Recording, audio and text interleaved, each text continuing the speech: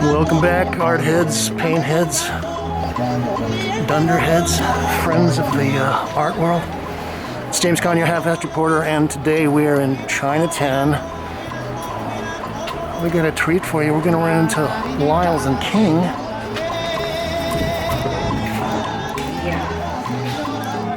And we're going to take a little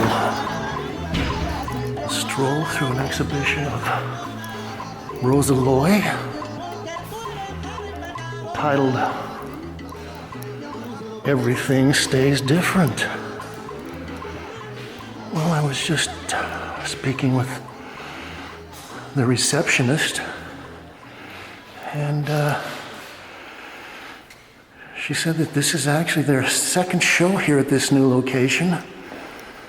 I believe they were up around Forsyth Street before that. And so this is a new addition to the bottom end of the Lower East Side. We'll start off taking a look at this piece. This is titled Move 2020. Casing on canvas. Well, I would note that Rosa, as long as I've been watching her work, has always worked with the casing, which is a water-based paint. Now, you said she makes this herself, right? Yes, she does. Okay, we don't know the recipe, but casing is a byproduct of milk somehow. This is 35 3/8 by 43 1/4. And, well, if you go back in the files, well, at this point it's probably, gosh,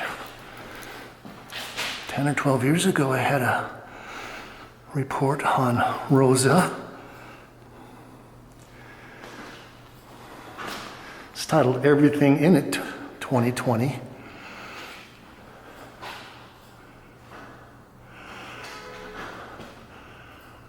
Well, give you a little background. I think Rosa is one of the, if not one of the founding members, one of the early members of what has become known as the Leipzig School. And her husband is Neo Rauch. And probably between her and Neo and maybe a couple of other of the new Leipzig painters, they kind of established another level of German painting.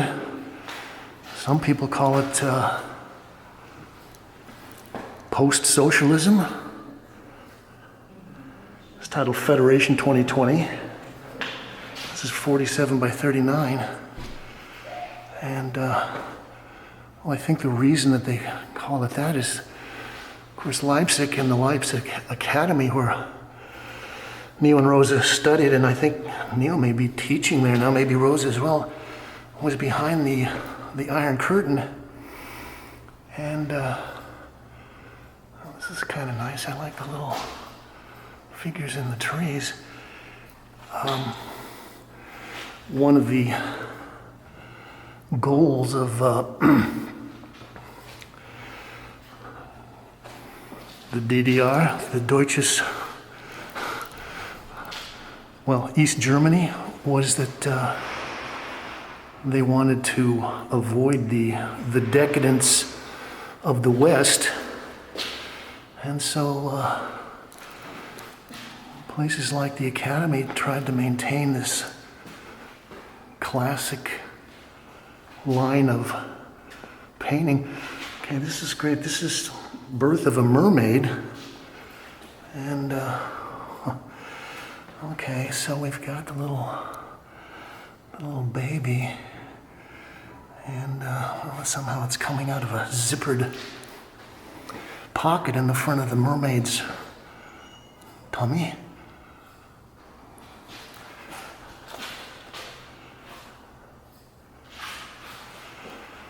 Anyway, so the Leipzig School was known, even when the wall was up, as one of the last great academies of kind of traditional European art and art training. Let's run in the back gallery.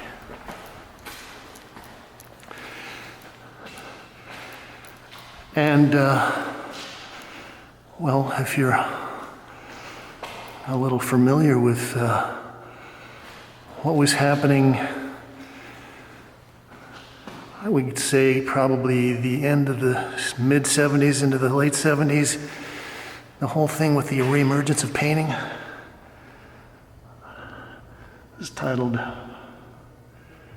Dear Chimera 2020, Case Seen on Canvas, 43 by 35.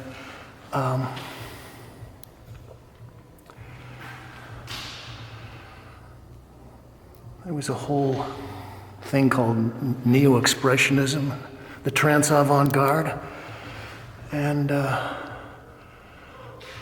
well, that kind of got a lot of attention, especially here in New York, and introduced the American art world to people like Sandro Chia, Clementi, Kuki, and then in Germany, of course, you had Anselm Kiefer, Lupertz,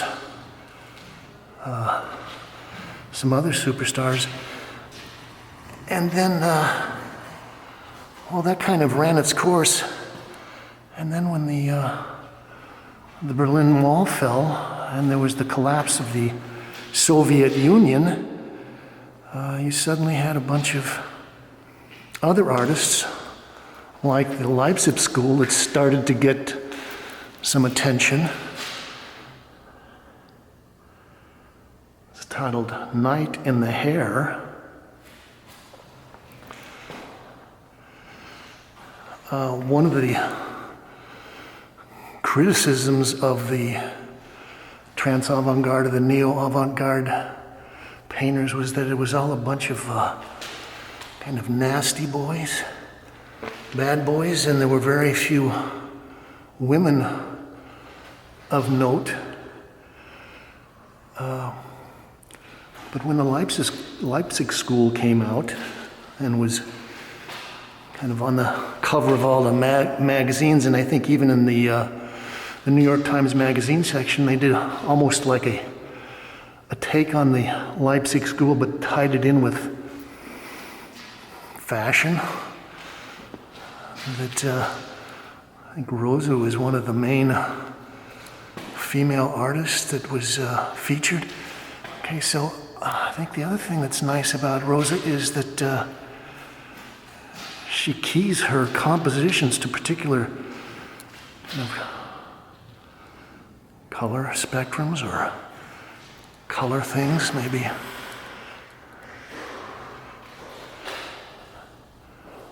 Split complementaries or analogous color themes, which is something that Neo does as well.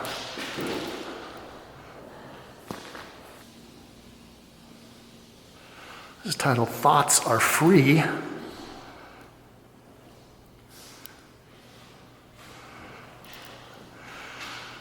Well, if I just kind of think back in my memory, I would say that, well, I was always impressed with Rosa's painting technique and her use of figures and kind of building these strange, surreal narratives. But I would say that just technically, I think that as anybody that starts to paint for 3 or 4 decades, Rosa's, just her painterly chops have gotten much better, especially as far as I think some of the figure things. And one of the ways I can tell that is I'm very impressed with her painting of hands.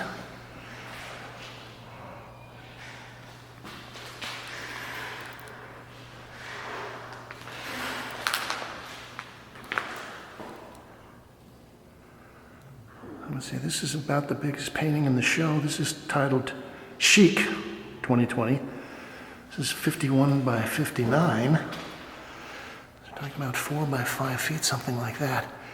And again, we've got a nice kind of interesting palette that's kind of this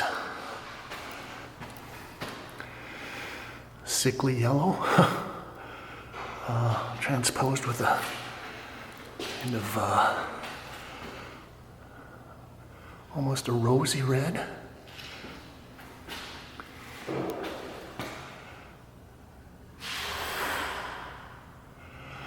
Also, I just briefly scanned the press release and saw that Rosa was talking about the idea of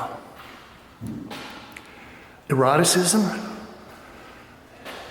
in her work, and that she thought eroticism kind of represented some kind of mystery, a secret, something hidden, and that she thought every good painting should have a certain amount of eroticism.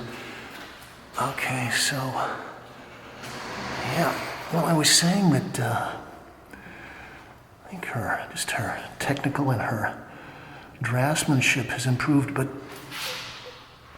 you've got a little idea like this with these bundles of crystals being held, and she does a really nice job of actually pulling that off, making it believable.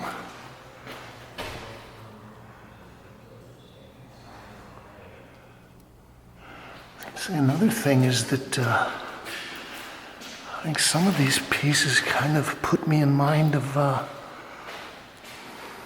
Balthus, who was known for his kind of forbidden erotic subject matter, verging on the pedophilic, I guess that would be the word. It's titled In the Air, 59 by 39. Also, you know, I look at a lot of paintings and, well, having kind of grown up in the New York school, you were always like, everything's got to be bigger, bigger is better. If it's not big, it's not serious, it's not significant. But I'm always looking at paintings and thinking about what is the right size for a painting that someone would hang in their living room, the kind of painting that wouldn't be for a hotel lobby or a corporate conference room or something. And I kind of think that this scale that Rosa is working on a lot is just about right. Again, it's kind of keyed to a particular color scheme.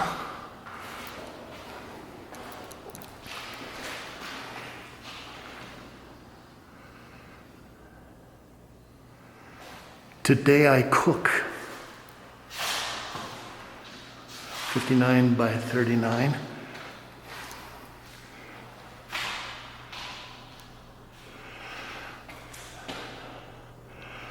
You know, and even though I was talking about her working with casein, And maybe a week or two ago, we went up and saw a show by Tel R, who had been working with distemper, which is also a kind of a glue-based medium that dries very fast. One of the things about the quality of Rosa's surfaces is that even though this is casein and dries relatively quick, especially when it's compared to oil, you can see that she's got some pedometi things going on under the surface. But also, I think because you can't really make your corrections as easily as you can with oil painting, that you're kind of put in the situation where you want to hit it the first time, and well, it takes a lot of experience to develop the technical abilities where you're able to do that in a kind of a one-shot or nearly one-shot approach.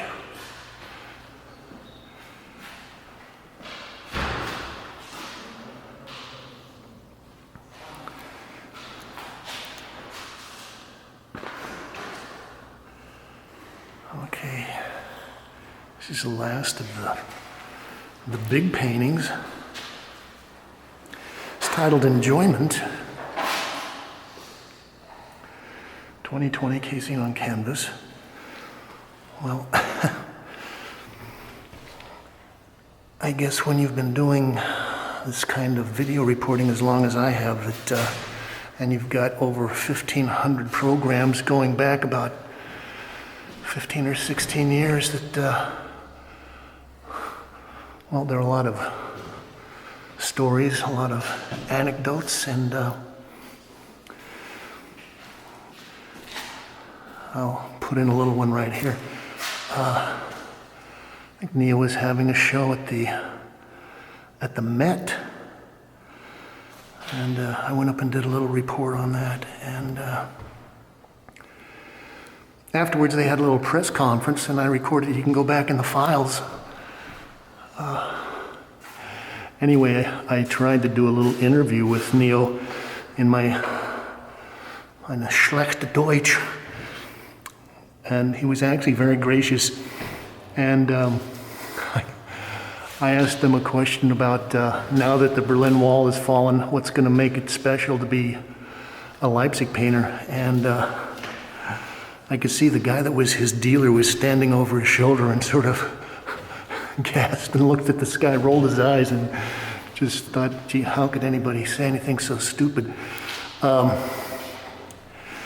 that point, I think Neo kind of decided he'd better run for the hills. Suddenly his English got much worse. Yeah, the funny thing is that after the news conference was over, a German TV reporter came over to me and said, gosh, we're doing a major documentary on Neo Rauch, and I've been following him around for 18 months, trying to get him to talk, and you got him to say more in the 5 minutes that you had him here than we have in 18 months, so I didn't feel so bad. We're just going to pan over some of these watercolors and let's look at the sculpture.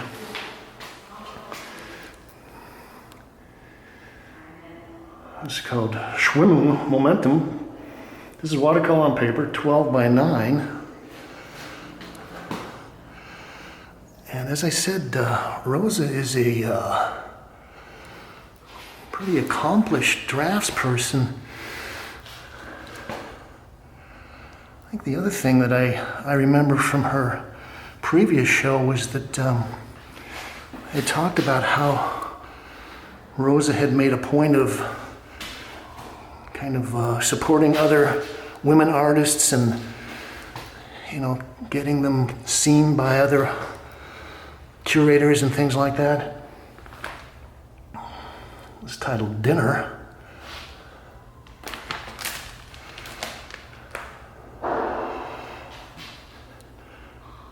But you can also go back into the files a year or two ago and see my report on Neo Rauch's works on paper at the Drawing Center, titled "Today I Will Cook." So this is kind of a study for the painting we just looked at. I like the dramatic shadows. And I think also, if you're good at watercolor, I think it would be easier for you to transition into something like casein, so both water-based and fast drawing, but you'd also get the idea of like hitting it in one shot or scraping down to nothing and resizing and gessoing the canvas. This is titled Night Lights. I think all of these are 12 1/4 by 9 1/8. And Neo is a pretty fantastic draftsperson himself, and also I get the feeling that both of them are fairly prolific. Well, I don't see this, the little gallery guide thing, so we'll just give you a offhanded description from direct observation. Looks like it's ceramic and assemblage, fabric. Maybe have those some seashells, things added in. We've got a little snake coiling up in a interesting horn thing there. I'd say that's probably about 42 by 18 by 12.